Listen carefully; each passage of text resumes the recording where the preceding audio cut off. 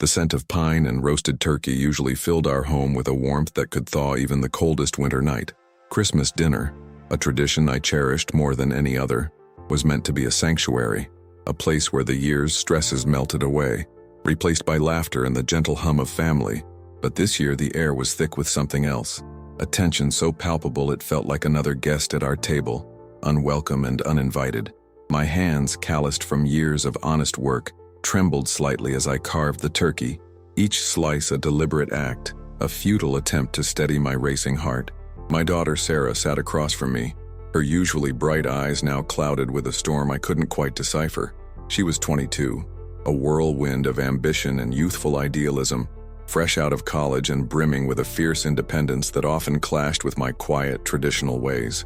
Her brother Michael, a year older and always the peacemaker, tried to lighten the mood with a joke about my infamous gravy, but even his easy charm couldn't pierce the growing silence. My wife, Eleanor, ever the anchor, gave me a reassuring glance, a silent plea for calm. The conversation had been strained all evening. Sarah had been distant for months, a chasm growing between us that I couldn't seem to bridge. It started subtly, with missed calls and shorter visits, then escalated to sharp words and thinly veiled accusations. I'd tried to reach out, to understand, but every attempt felt like walking into a minefield. Tonight the fuse was lit. It began innocently enough, with a discussion about her new job. She'd landed a prestigious position at a tech firm, a dream come true for her. I, in my clumsy way, tried to express my pride, perhaps a little too effusively. "You've worked so hard for this, sweetheart," I remember saying, my voice thick with emotion. "All those late nights studying, all the sacrifices." That's when the dam broke. Her fork clattered against her plate, the sound echoing in the sudden hush. Her face, usually so expressive, hardened into a mask of resentment. "Sacrifices?" she spat, her voice low but laced with venom. "What sacrifices, Dad? Yours? Because from where I'm standing, I've been the one making all the sacrifices." A collective gasp rippled around the table. Michael dropped his napkin. Eleanor's hand flew to her mouth. My own breath hitched in my throat. I looked at her bewildered. "Sarah, what are you talking about?" I asked, my voice barely a whisper. Her eyes, usually so full of life, were now burning with a cold fire. "I'm talking about everything, Dad. About how you were never there. About how you always put your work, your important projects before us. Before me." Her voice rose, each word a hammer blow. "I had to figure things out on my own. I had to fight for everything, and you just stood by and watched." My mind reeled. Was this the same daughter I'd tucked into bed every night? The one I'd taught to ride a bike, the one whose hand I'd held through every scraped knee and broken heart? The accusations stung, each one a poisoned arrow aimed directly at my core. I wanted to defend myself, to list every late night I'd worked to provide for them, every dream I'd put on hold, every silent worry I'd carried. But the words caught in my throat, strangled by a mix of shock and a profound aching sadness. "You never came to my school plays," she continued, her voice trembling now, but with anger, not sorrow. "You missed my graduation. You were always too busy. Do you know how that felt, Dad? To see all the other fathers there, cheering, and mine was just absent?"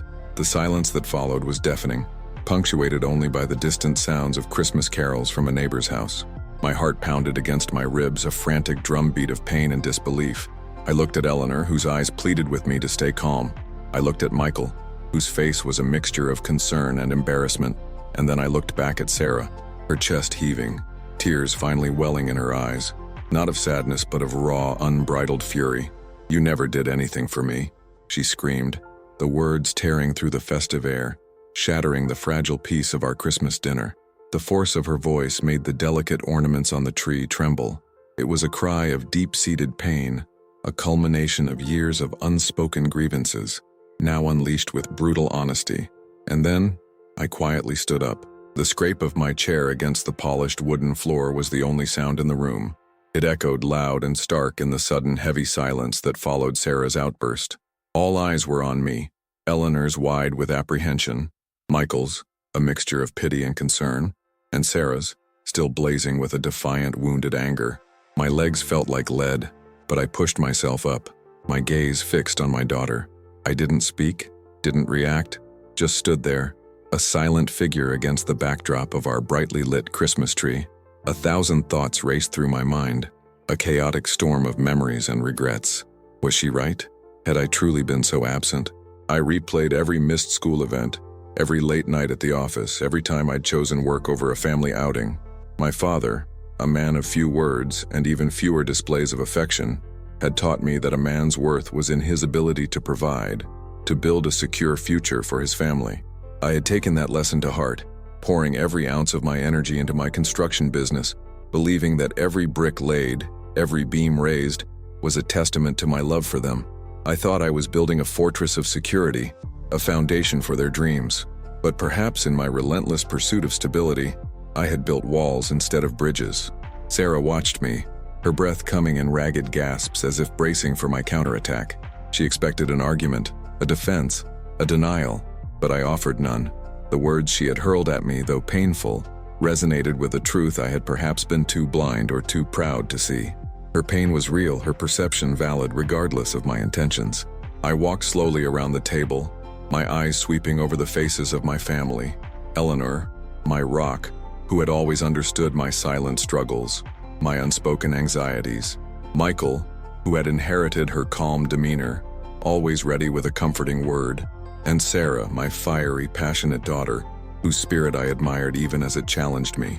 I reached the head of the table where the carving knife lay beside the half-sliced turkey, a symbol of the interrupted feast. I picked up the knife, its cool weight familiar in my hand. Sarah flinched, a flicker of fear in her eyes, quickly replaced by renewed defiance.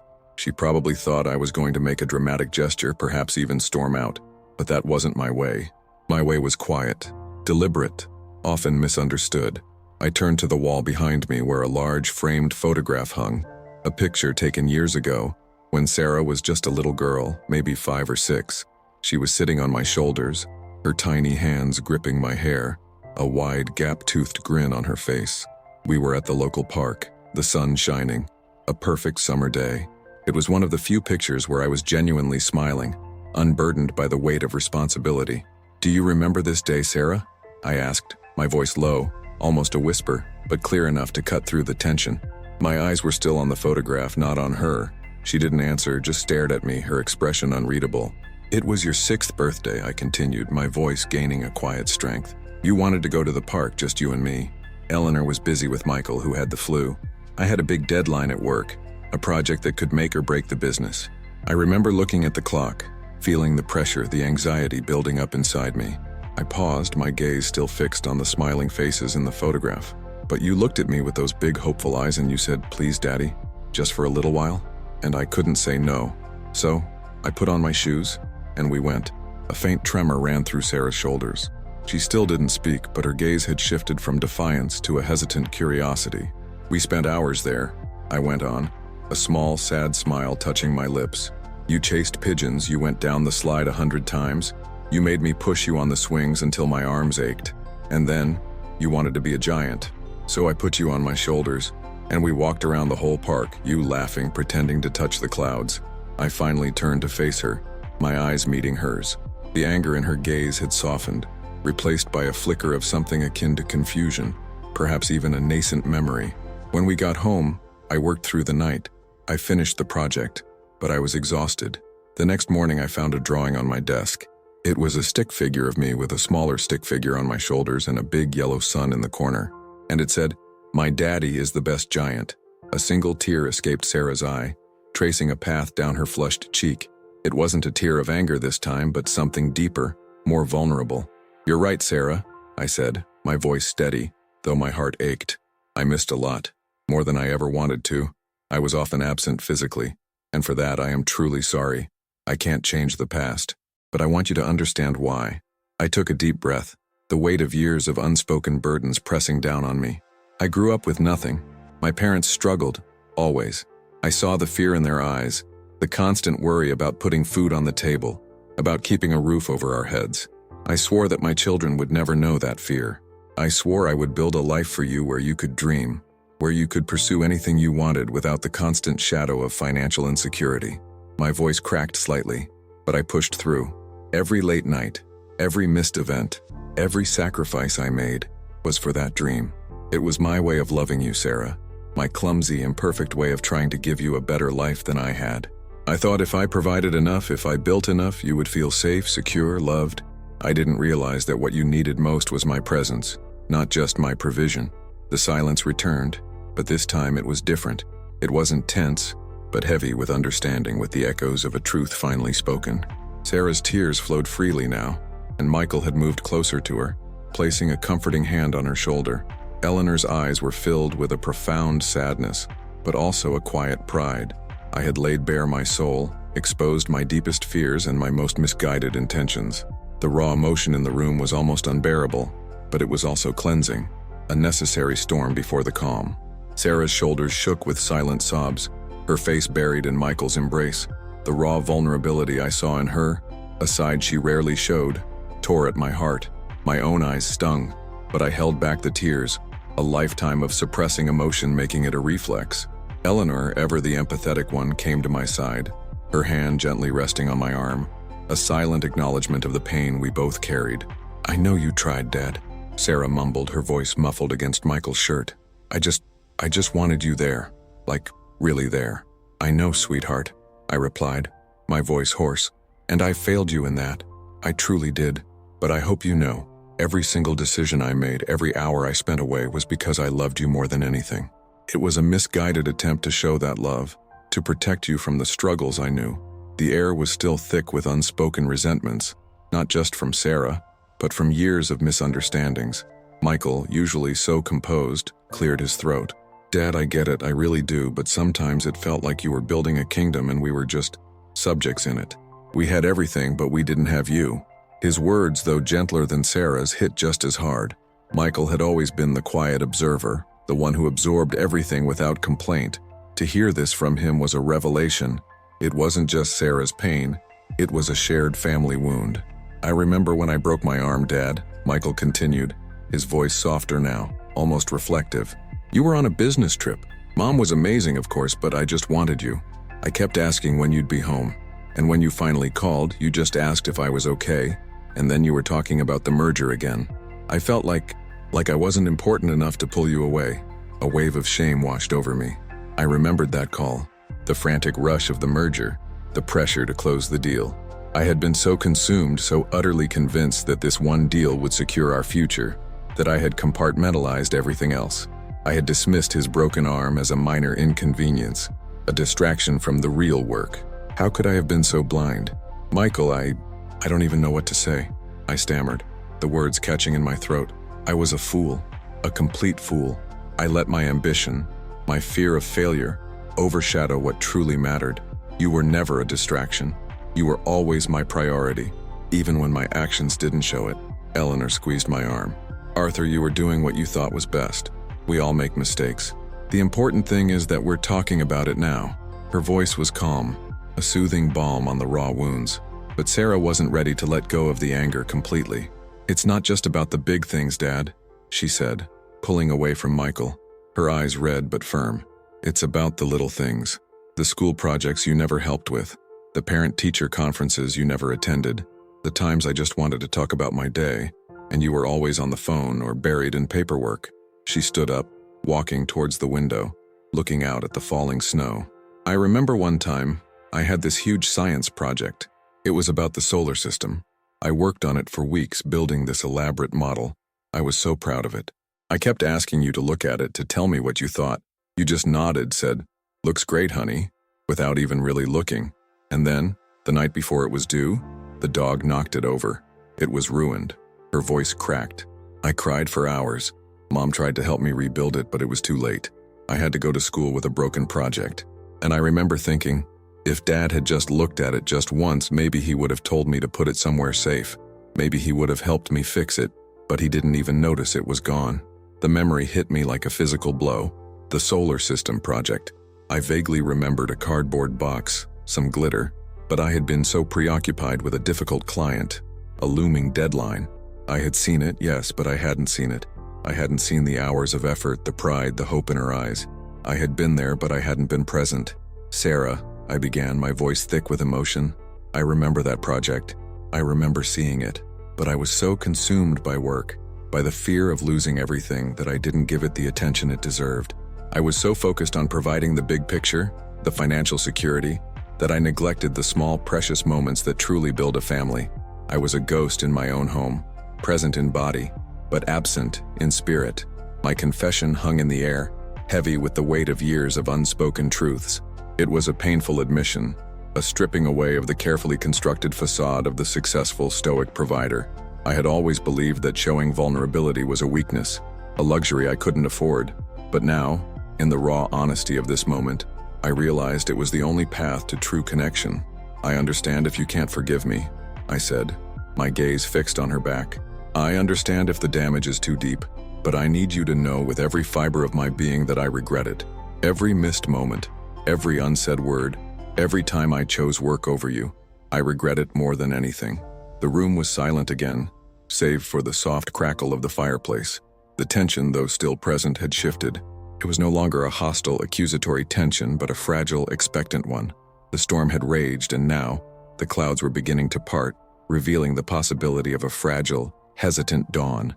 Sarah slowly turned from the window, her eyes still red, but the anger in them had been replaced by a profound sadness and perhaps a glimmer of understanding. The path to healing was long, but for the first time in years I felt a faint flicker of hope that we might, just might, find our way back to each other. Sarah walked slowly back to the table, her gaze fixed on me, no longer accusatory but searching.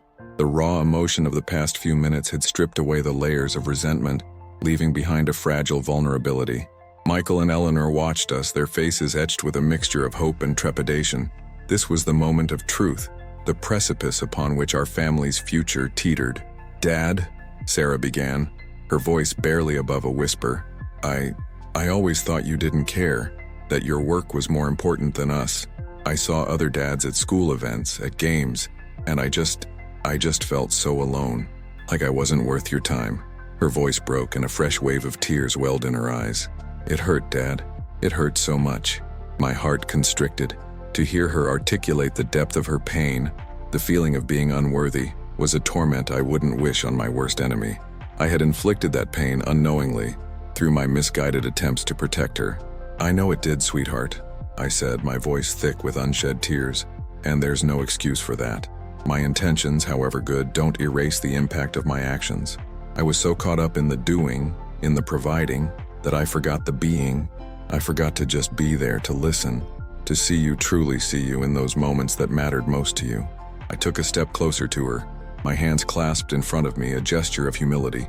"I remember the day you left for college. I drove you to the airport, helped you with your bags, and as you walked through that security gate, I felt this immense pride, but also this crushing weight of regret. I looked at your back and I thought, did I do enough? Did I tell her I loved her enough? Did I show her?" And the answer, Sarah, was no, not in the way you needed. Eleanor, who had been silently observing, stepped forward. "Sarah, your father carried a burden you never saw. He worked himself to the bone, not because he loved work more than you, but because he was terrified of failing you. He grew up with very little, and he was determined to give you everything he never had. He thought that was his greatest gift." "I know, Mom," Sarah said, turning to her, "and I appreciate that. I really do. But sometimes, everything isn't what you need.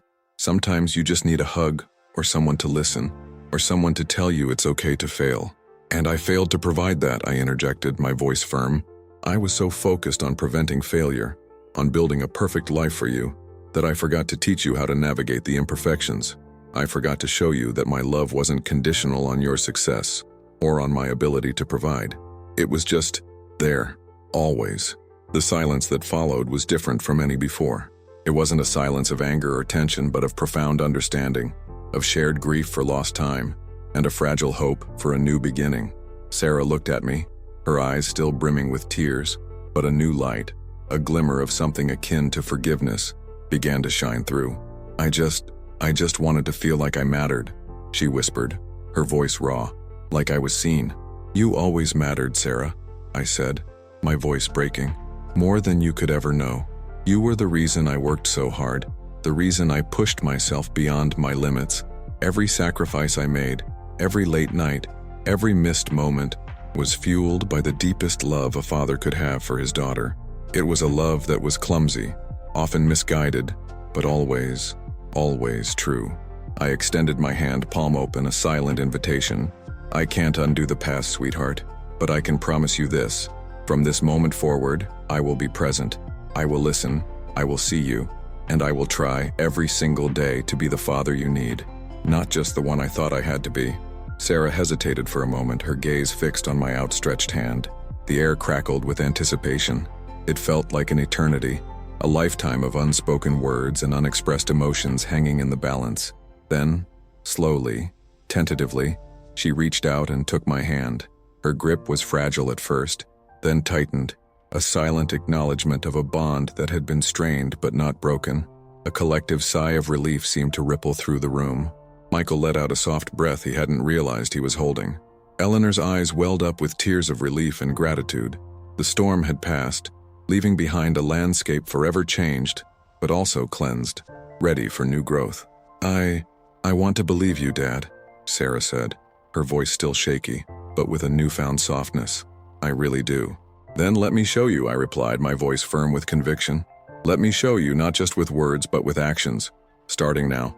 The Christmas dinner, once a scene of bitter confrontation, was now transformed into a space of raw honesty and tentative reconciliation. The turkey, now cold, sat forgotten on the table. The festive decorations, once a cruel mockery of our fractured family, now seemed to glow with a renewed, fragile hope. The climax wasn't a grand explosion, but a quiet, profound shift, a turning point born from vulnerability and the courage to face uncomfortable truths. We had opened the door to healing, and though the path ahead was uncertain, we would walk it together. The days that followed that Christmas dinner were not a sudden, magical transformation. Healing is rarely a swift process. It's a slow, deliberate journey, marked by small, incremental steps. But the air in our home felt lighter, the unspoken burdens lifted, replaced by a fragile sense of hope. Sarah and I started with small gestures. A text message from me, asking about her day, not about work. A phone call from her, sharing a small victory at her new job. Each interaction was a tentative step across the chasm that had separated us. I made a conscious effort to be present. I started showing up, not just physically, but emotionally. I attended a small art exhibition Sarah had curated, listening intently as she explained each piece, seeing the passion in her eyes. I went to Michael's amateur basketball game, cheering from the sidelines, feeling the simple joy of being there, truly there, for him. Eleanor, my steadfast partner, watched with a quiet smile, her eyes reflecting the renewed warmth in our family. One evening, a few weeks after Christmas, Sarah called me. "Dad," she said, her voice softer than I'd heard it in years. "I was thinking about that solar system project, the one the dog ruined." My heart clenched. "Yes, sweetheart. I found the old box of supplies the other day," she continued, "and I was wondering, would you want to help me build a new one? Just for fun. No pressure, no deadlines." A wave of emotion washed over me. It wasn't about the project itself, but the invitation. An invitation to revisit a painful memory, not to dwell in it, but to transform it. "I'd love that, Sarah," I said, my voice thick with emotion. "More than anything." The next Saturday, we spread out cardboard, glitter, and glue on the kitchen table, just like old times. Sarah, now a confident young woman, patiently explained the orbital paths of the planets while I, a seasoned builder of skyscrapers, fumbled with the tiny styrofoam balls.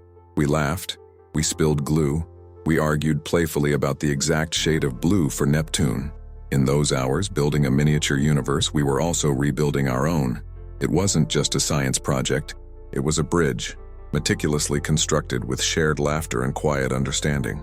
As we finished placing the final glittering star, Sarah looked at me, her eyes shining. "It's not perfect," she said, "but it's ours.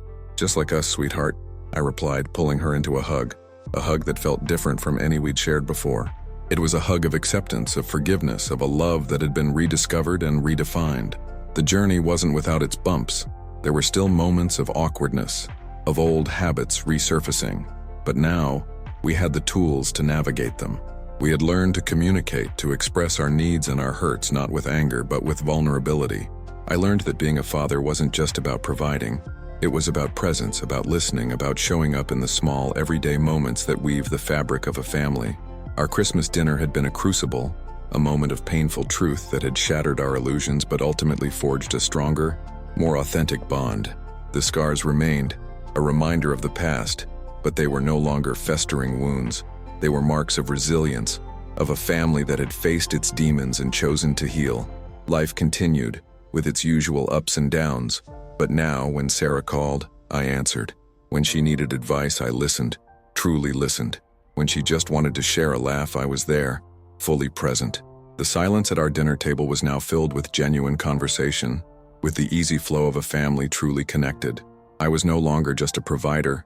I was a father, a husband, a man who had learned the most important lesson of his life, that the greatest legacy isn't built with bricks and mortar, but with moments, with presence, and with an open, vulnerable heart.